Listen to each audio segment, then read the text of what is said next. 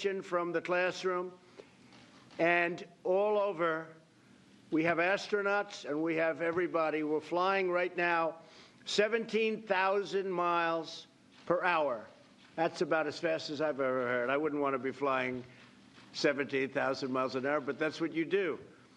Peggy, Jack, and Kate, I know that America's students are thrilled to hear from you. But first, I want to say that this is a very special day in the glorious history of American spaceflight. Today, Commander Whitson, you have broken the record for the most total time spent in space by an American astronaut, 534 days and counting. That's an incredible record to break. And on behalf of our nation and, frankly, on behalf of the world, I'd like to congratulate you. That is really something. And I'd like to know, how does it feel to have broken such a big and important record? Well, it's actually a huge honor to break a record like this, but it's an honor for me basically to be representing all the folks at NASA who make this space flight possible and who make me setting this record feasible. And so it's a very exciting time to be at NASA. We are all very much looking forward, as directed by your new NASA bill. We're excited about the missions to Mars in the 2030s.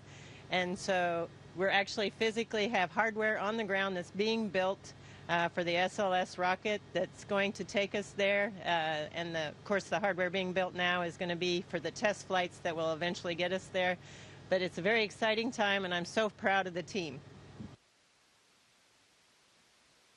Great. And what are we learning from having you spending your time up there? I know so much research is done. I'm getting a glimpse of some of it right here in the Oval Office.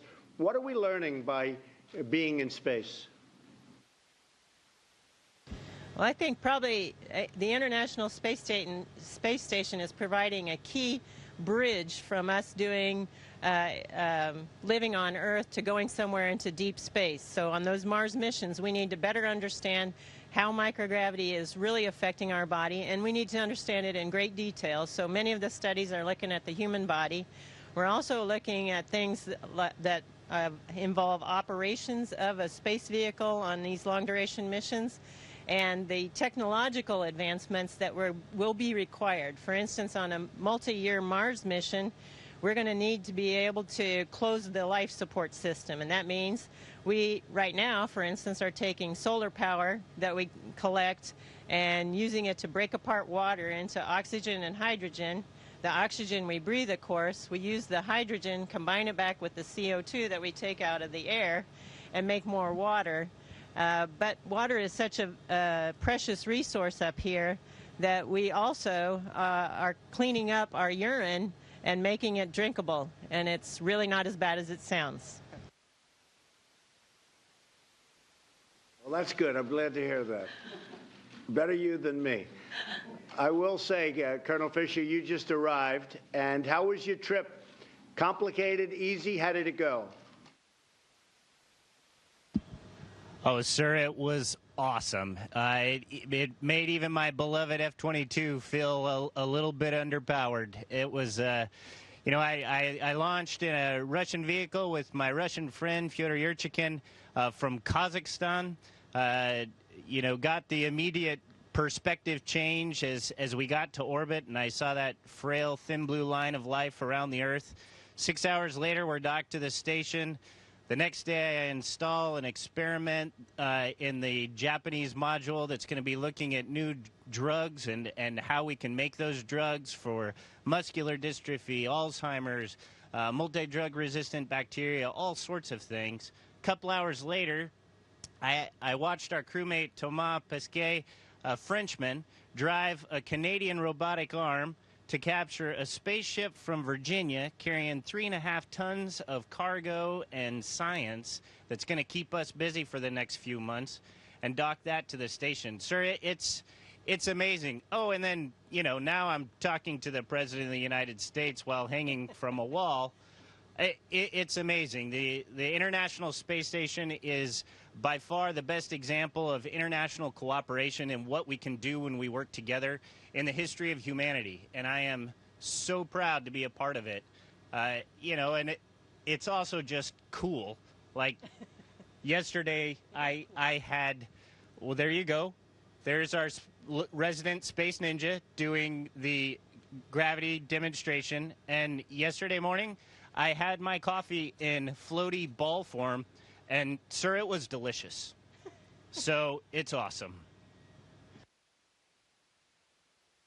Tell me, Mars, what do you see a timing for actually sending humans to Mars? Is there a schedule, and when would you see that happening?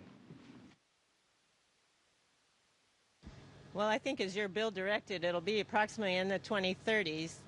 As I mentioned, we actually are building hardware to test the new heavy launch vehicle, and this vehicle will take us further than we've ever been away from this planet. So, unfortunately, spaceflight takes a lot of time and money, so getting there will require some international cooperation to get it to be a planet-wide approach in order to make it successful, just because it is a very expensive endeavor, but it is so worthwhile doing.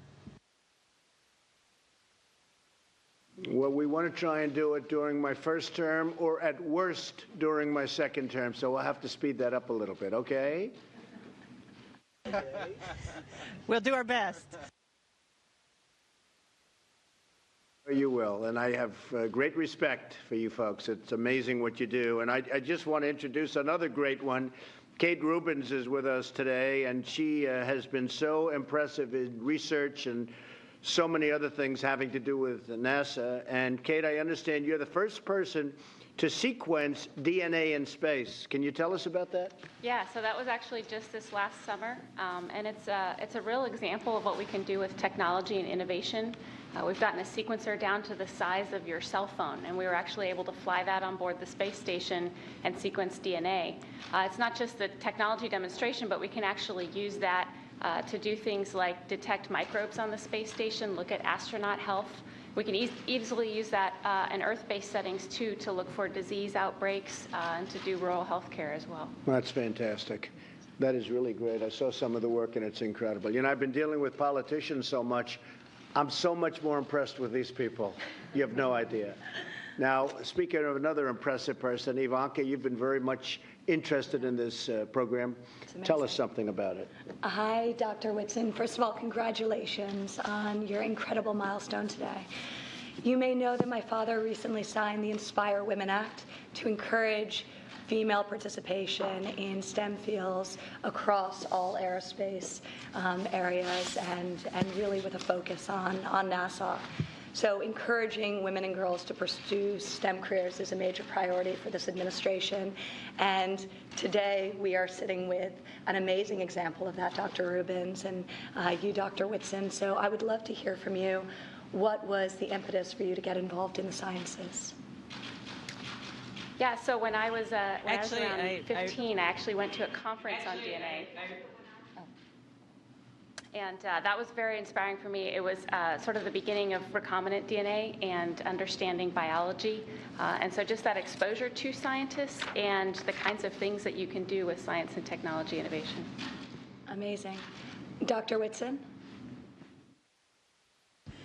For me, it was actually the Apollo program was my inspiration. And that was when it became a dream to become an astronaut. But I don't really think it became a goal until I graduated from high school, when the first female astronauts were selected. And seeing those role models, and with the encouragement of my parents and various mentors in college and graduate school, and when I started working at Rice, that's what made it possible, I think, to become an astronaut. And it took me a lot longer to become an astronaut than I ever really wanted it to take. But I do think I'm better at my job because of the journey. You're an incredible inspiration to us all. So I would also like to ask you one more question. I'm incredibly curious, as I'm sure all the students across the country are, to know what a day in the life in space is like. Could you share what a typical day looks like, what the challenges are, just any special moments? Well, a typical day, we wake up and look at the messages from the ground because we have a huge ground team that's working overnight to prepare, changes or the details of the tests that we're going to be performing over the course of the day. So first thing I do is check out that, see what's changed. But on any given day, it can be so dramatically different. On one day, we might be focusing on science. On another day, we might be repairing the carbon dioxide removal system. On another day, soon, Jack and I are going to do a spacewalk. We talked about last Saturday, we did robotics operations. I love the diversity of the different activities that we do. Plus, we have over 200 investigations ongoing on board the space station, and I just think that's a phenomenal part of the day. Of course, there's also just the living and on board the space station. It's such a unique and novel environment, nothing that we're used to on the ground. And it's so special to just be in zero gravity. But Jack's the new guy here, and I think he can probably give you a better perspective on what that's like. It's still on. Well, everything here, my dad always said that if you love what you do, you never work a day in your life. And we work really hard up here, but it's not really work. It's just fun. It's like playing Fort almost, only you're changing the world while you do it.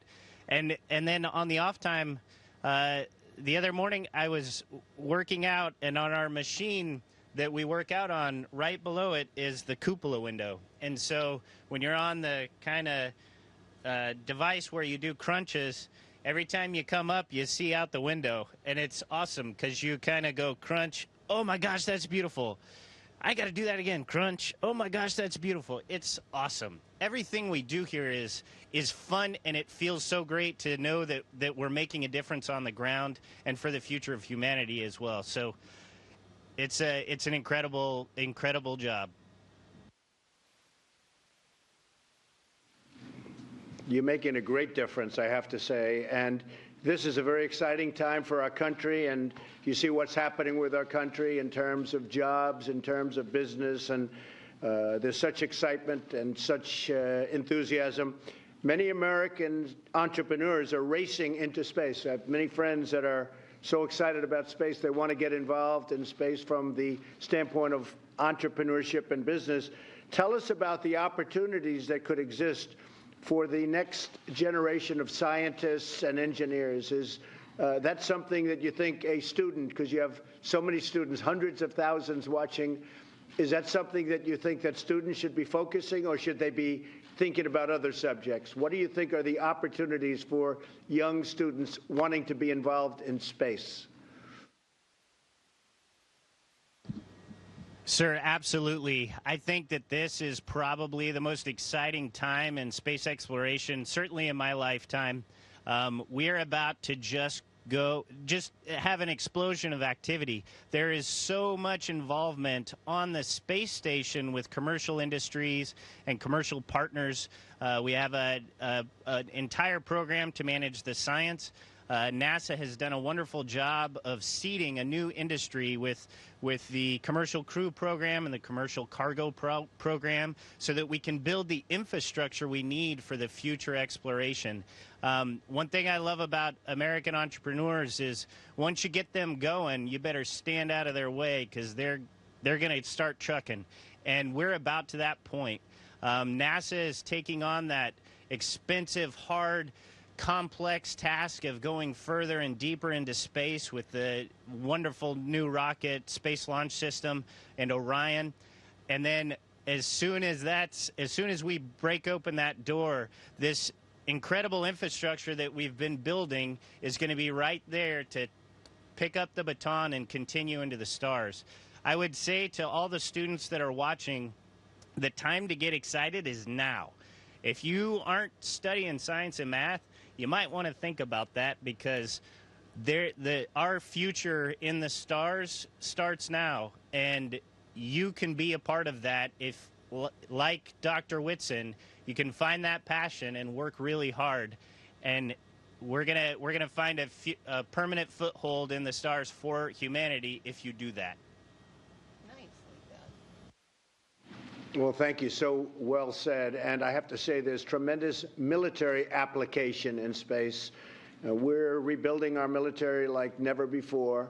We're ordering equipment, and we're going to have the strongest military that we've ever had, the strongest military that the world has ever seen, and there's been no time where we need it more. And I'm sure that every student watching wants to know what is next for Americans in space. I'm very proud that I just signed a bill committing NASA to the aim of sending American astronauts to Mars. So we'll do that. I think we'll do it a lot sooner than we're even thinking. So which one of you is ready to go to Mars? Are you ready? And I think you're ready. I know you're ready, right? We just discussed that. She'd like to go to Mars very quickly. Who's ready to go to Mars up there? We are absolutely ready to go to Mars. It's going to be a fantastic journey getting there and very exciting times. And all of us would be happy to go. But I want all the young people out there to recognize that the real steps are going to be taken in a few years. And so by studying math, science, engineering, any kind of technology, you're going to have a part in that, and that'll be very exciting.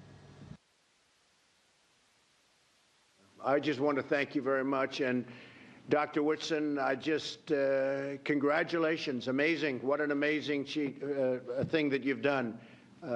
Everybody here, I know your family, but everybody here is incredibly proud of the record you just broke. I hope that every young American watching today finds in your example a reason to love space and think about space, because many great things are going to come out, tremendous discoveries in medicine and so many other fields. So thank you very much. I want to say God bless you. God bless America. We are very, very proud of you and very proud of your bravery. Thank you very much.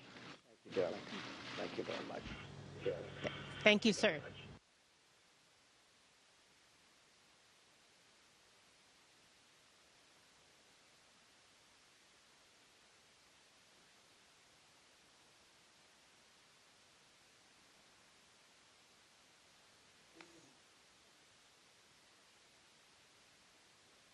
Station, this is Houston ACR. That concludes the event. Thank you.